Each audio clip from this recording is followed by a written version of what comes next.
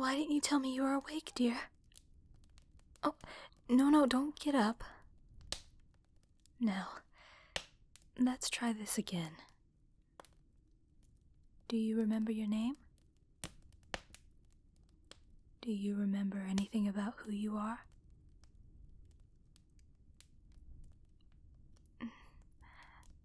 I was afraid of that. I can't keep filling in the details for you. Although... My apologies. I'm getting ahead of myself. I suppose your name isn't as important as the rest of you. Don't take that the wrong way, though. This shall be the last time I remind you. You were out hunting by the mountains, only a short walk away from your home. Pardon my vulgarity, but this accursed blizzard rolled in shortly afterwards. You got lost and slipped into a ravine. I can only imagine that you hit your head on something during the fall, because it seems your memory has also slipped. I said don't get up! My goodness. I'm so very sorry. I don't know what came over me. But with your injuries, you need as much rest as you can get. This is probably our longest conversation since... Well, I can explain that later. Do you remember who I am? You should. After all, this isn't the first time I've saved you from death's cold grasp. Do you remember Antietam? It was 1862. Nearly 8 years ago. That was the first time we met.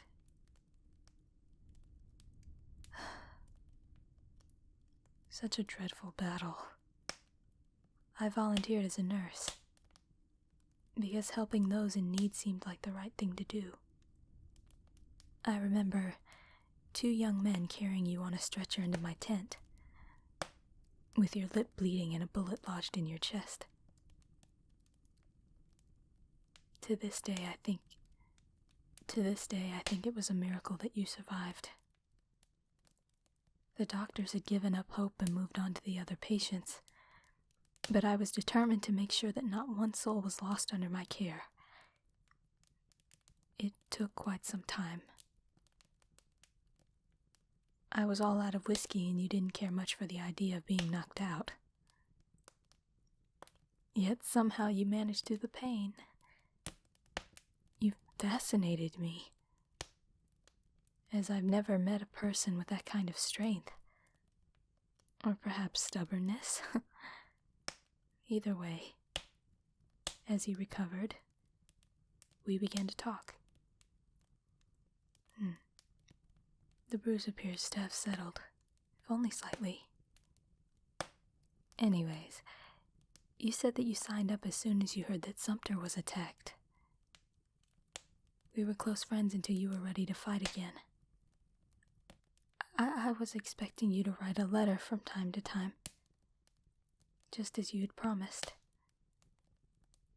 And when they never arrived,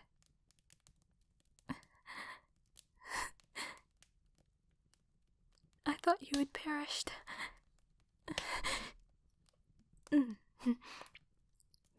But that wasn't the case. You were alive as ever. I checked the casualty list over and over again, and not once did your name show up. I asked the other nurses as to your whereabouts. They told me that you were promoted by General Grant himself. Colonel, wasn't it? Yes, that was your rank. I was absolutely furious. Mr. Lincoln had the audacity to call you the type of soldier that other men envy. Isn't that the most absurd thing you've ever heard? you wouldn't even write to me, even though I'd saved your miserable life. That's all in the past now, I suppose. The war ended. A bright future was right in front of you, as benefits a hero, as some might call you. I, however, was much less fortunate. All that was left for me was returning to my father's farm. An insufferable heap of dirt, that was. The idea of going back home terrified me. There had to be more in life than worthless turmoil. Why do you look so nervous? I'm not going to hurt you. I'm trying to help you. Are you so terribly bored that you wish to leave?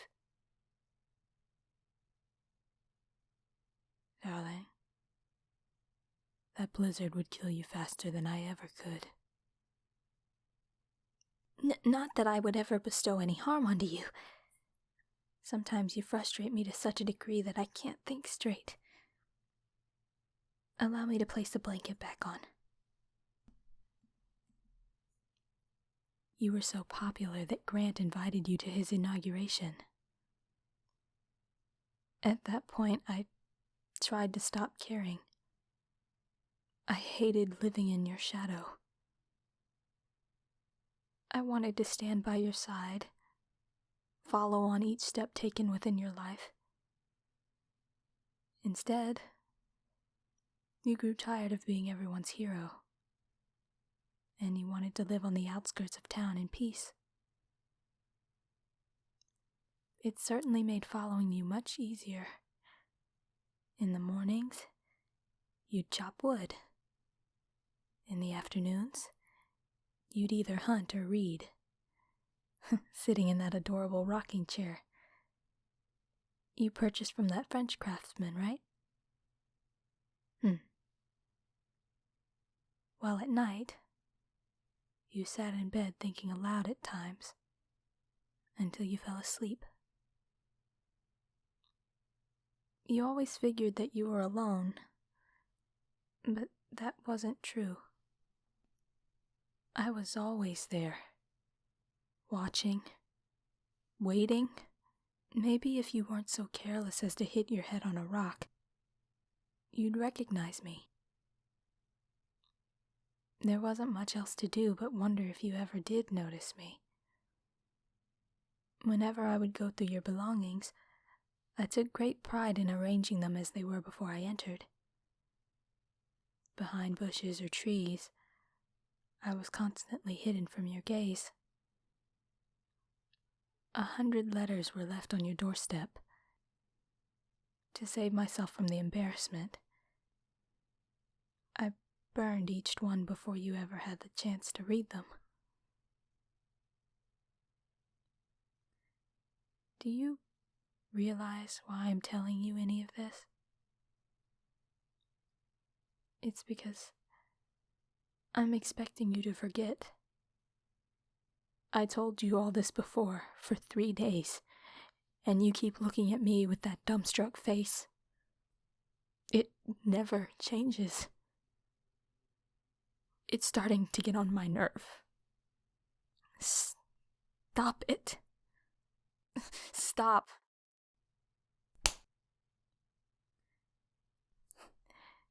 There we go.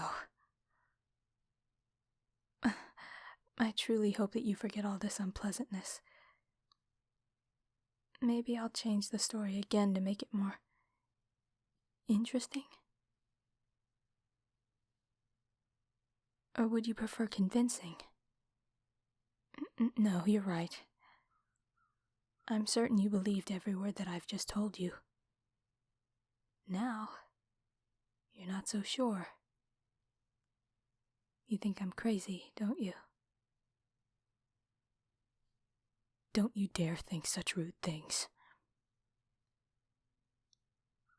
This blizzard will go on for many days, and it's a nurse's duty to treat her patient however she sees fit.